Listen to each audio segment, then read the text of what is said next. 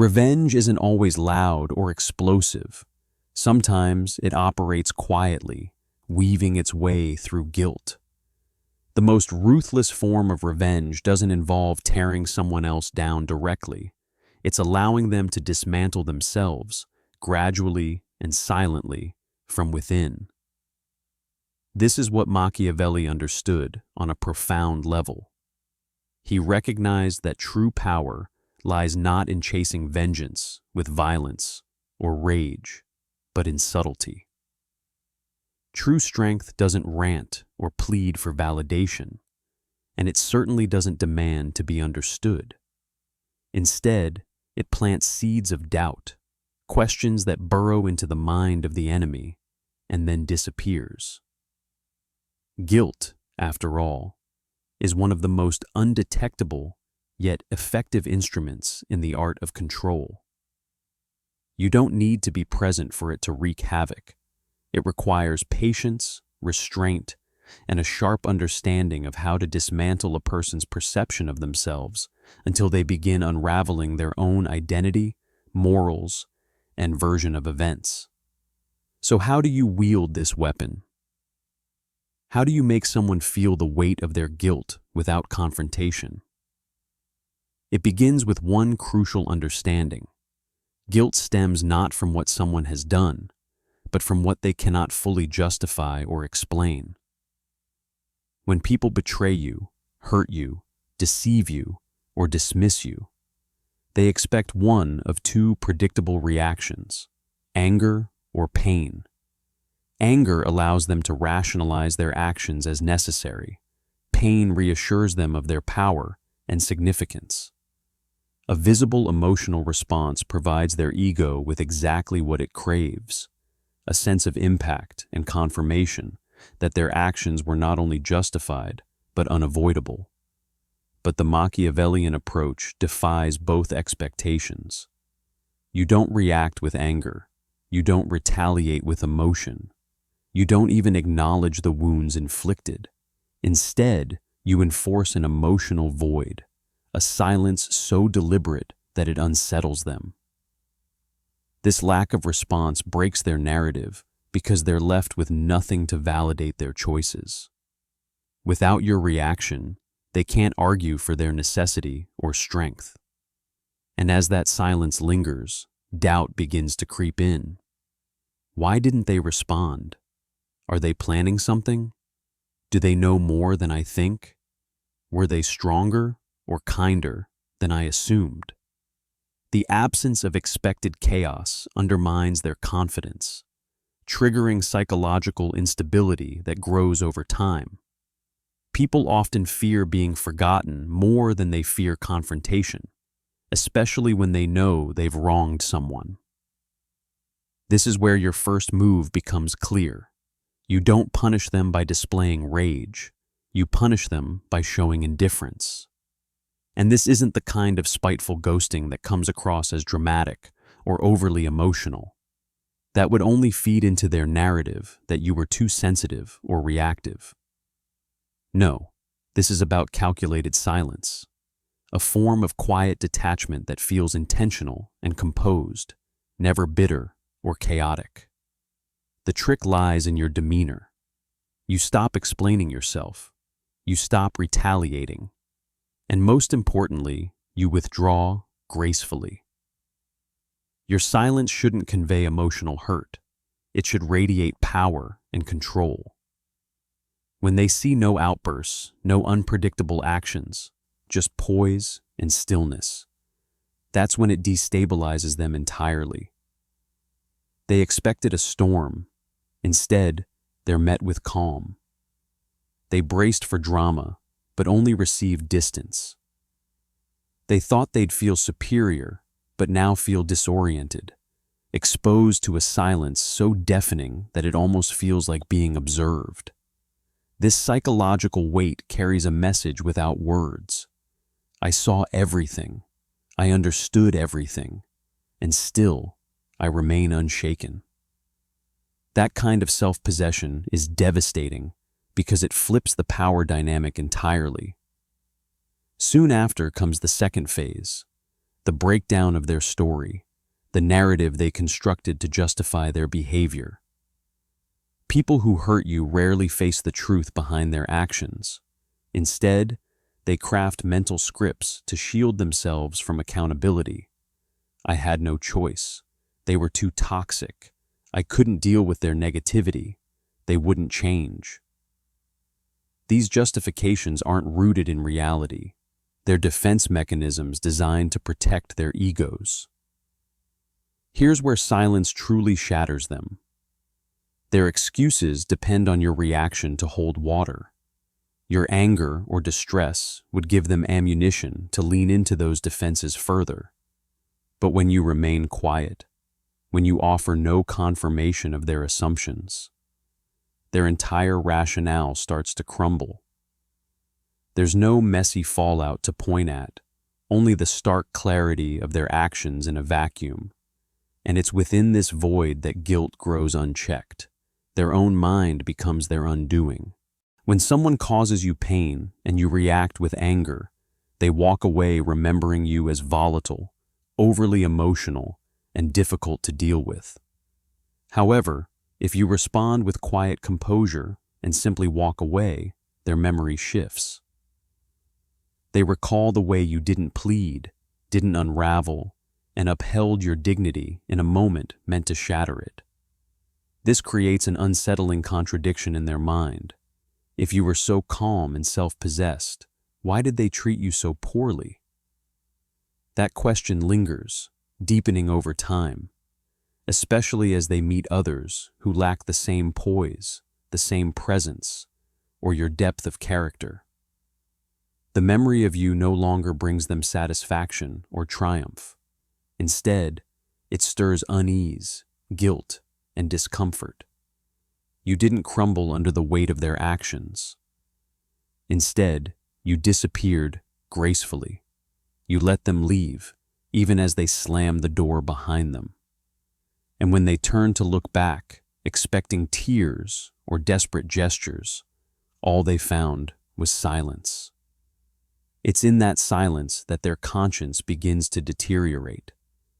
This is the power of quiet, unseen revenge, not through destruction, but distortion. You don't confront them. Instead, you allow them to sit alone within their own version of events until it starts to unravel. And when their narrative collapses, they won't know how to piece it back together because there's no enemy to pin the blame on. You didn't give them that satisfaction. You left them with only one person to reckon with, themselves. Guilt is most potent when it is not forced, but triggered organically. It doesn't happen when you say, "You wronged me."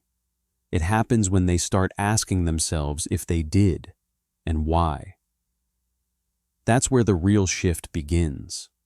You don't corner them or demand answers. You don't seek validation or chase closure. You create space for a single, lingering question to echo through their mind. What if I ruined something real? But this isn't solely about chance. It's deliberate. Machiavelli would suggest that guilt is best constructed, not through lies, but through calculated silence, composure, and contrast. When you pull away without anger, when you exit with elegance and deny them the emotional reaction they expect, you initiate the next stage, the contrast phase. In this phase, your absence speaks louder than anything else. It begins to compete with whatever present reality they've chosen. You don't lean on cryptic quotes or passive-aggressive posts for attention. You resist the urge to signal your hurt or hint at revenge. Instead, you project calm confidence, grounded, resilient, and unaffected. Not because you want to appear victorious, but because you genuinely focus on what matters, yourself. The key here is subtlety. You don't present an exaggerated image of success or happiness. You don't act as though you're trying to prove anything. You simply embody strength and stability. This discrepancy, their expectations of chaos versus what you present, becomes unsettling for them. They begin to replay the story in their minds differently because none of their initial assumptions hold up anymore. Instead of remembering weakness or bitterness, they're left haunted by an image of silence and strength. This contrast erodes their self-made justifications. Their excuses ring hollow, and their perception starts to fracture. They wonder, did I misjudge them? Did I end something with someone who truly saw me? Did I mistake someone remarkable for something ordinary? These questions give birth to guilt, a guilt that grows stronger as the realization deepens. But here's where patience becomes crucial. As Machiavelli would caution, this is not the time to interfere. Many ruin this process by returning too soon, sending a message to check on things, posting vague or attention-seeking content, succumbing to passive aggression under the guise of closure. These actions dilute your strength and hand over your power. True composure lies in restraint, letting the weight of their guilt evolve on its own. Don't seek validation. Don't break the silence prematurely. The real victory isn't in making them acknowledge your worth aloud. It's in knowing they'll never escape the silent reckoning brewing within themselves.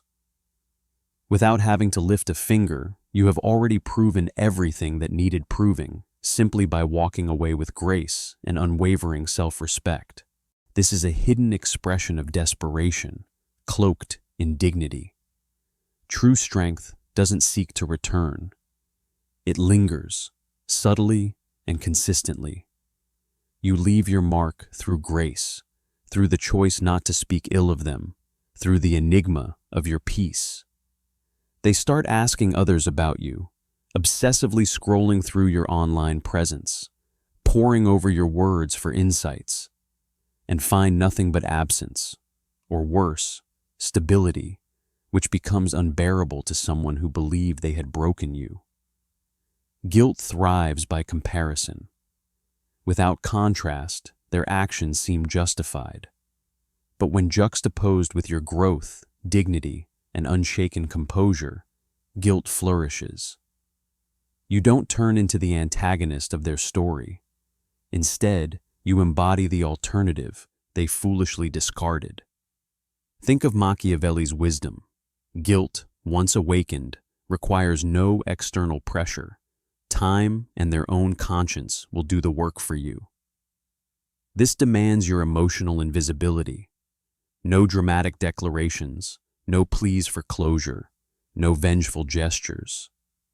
You allow them to sit with their memory of you, not who you are now, but the version they wronged. They'll recall the patience you exhibited, the care with which you listened, your steady calm in times of conflict, how they felt truly seen, understood, and validated in your presence. Memories aren't logical, they're emotional.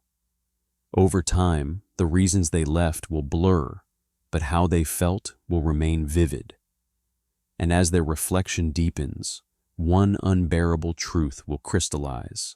I mistreated someone with pure intentions, as though they were an adversary. Here's the Machiavellian twist. When guilt matures fully, it evolves into self-inflicted punishment. There's no need to confront them. They'll torment themselves. They'll measure everyone new against you. They'll hear echoes of your voice in moments of doubt. They'll wish things had played out differently and grapple with an aching void as their ego subsides while your silence perseveres. And just like that, retribution is achieved, all without so much as lifting a hand. Yet this isn't about petty games. It's about lasting psychological influence.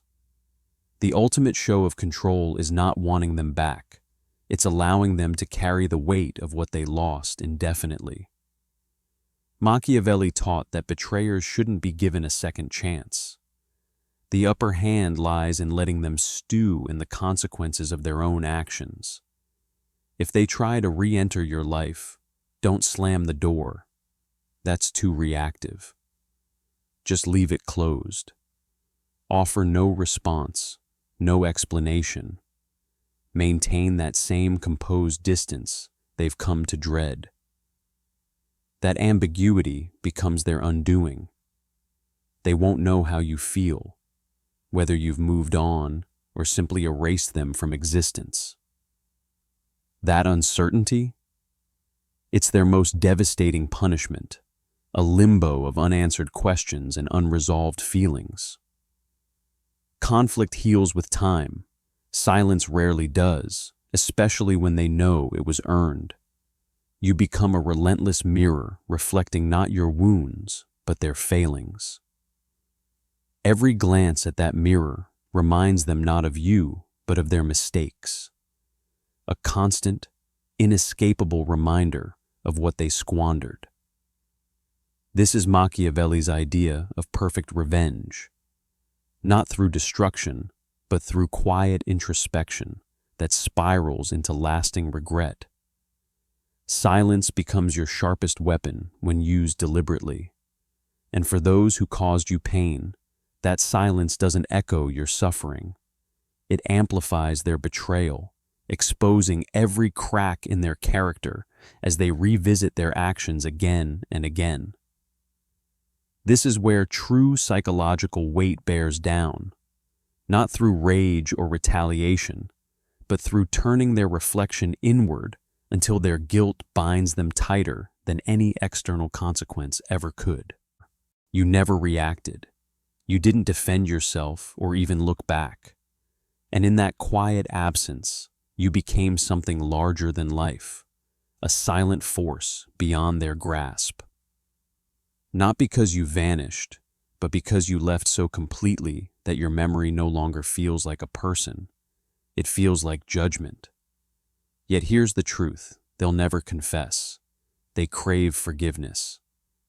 They want to hear you say it's okay, not out of regret, but as an escape from their own guilt. That's what most apologies boil down to, not redemption, just relief. As Machiavelli might suggest, never grant them that relief. Let their conscience weigh heavy. Let it twist them. Follow them into every new relationship, every failure, every quiet moment when the performance ends and there's no one left to impress. Let them linger with reality. You offered peace, and they gave back chaos. You showed honesty.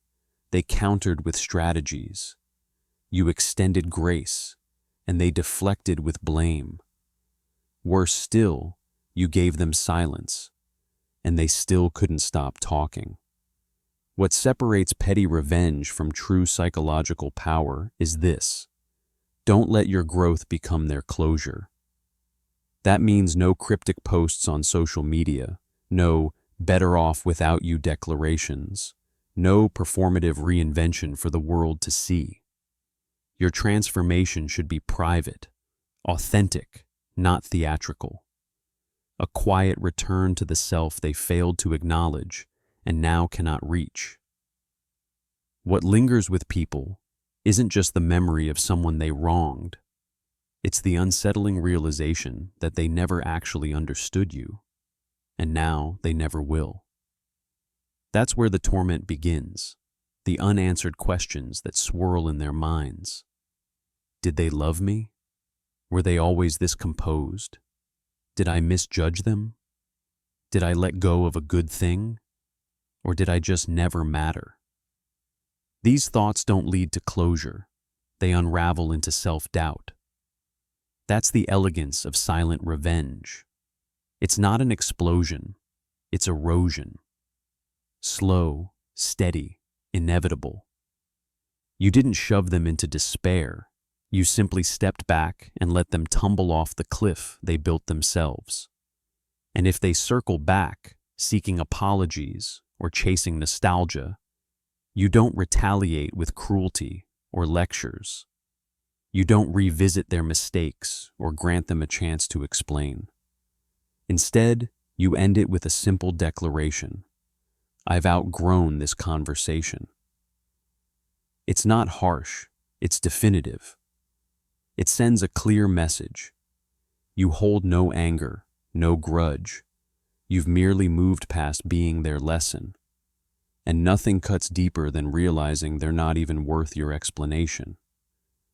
They'll understand that what they damaged wasn't just a relationship. It was the version of you capable of forgiving them. That version is gone now, replaced by someone sharper, quieter, and stronger, not out of spite, but because they refuse to be made a fool twice. This is how meaningful revenge operates, not with chaos or confrontation, but with dignity so unshakable it suffocates ego. When someone wrongs you and you walk away, not bitter but unyielding, you become the one thing every guilty conscience fears, a mirror that reflects without speaking. In that silence, they'll eventually confront the weight of their actions, not before you, but alone with themselves. I broke something I didn't understand, and there's no going back. That is justice. No theatrics, no monologues, no scorched earth. Just the slow burn of knowing what has been lost and can never be restored. You are no longer the ex, the old friend, or the one who slipped away. You become the unshakable standard against which all future connections will falter. Every joyful moment in their life carries an undercurrent of comparison. Every new bond is haunted by the memory of what they destroyed. And the most punishing truth is this: they had all the opportunities. They'll remember you weren't flawless, but you were genuine, rare, and they let it decay. This is their cost to bear, not because you forced it upon them, but because you moved forward without needing revenge to heal. When someone harms you and all you do is leave, not in anger, but in strength, and never return, you don't fade from memory. You become unforgettable, not by presence, but by the space you left behind. And that void, that is your lasting masterpiece.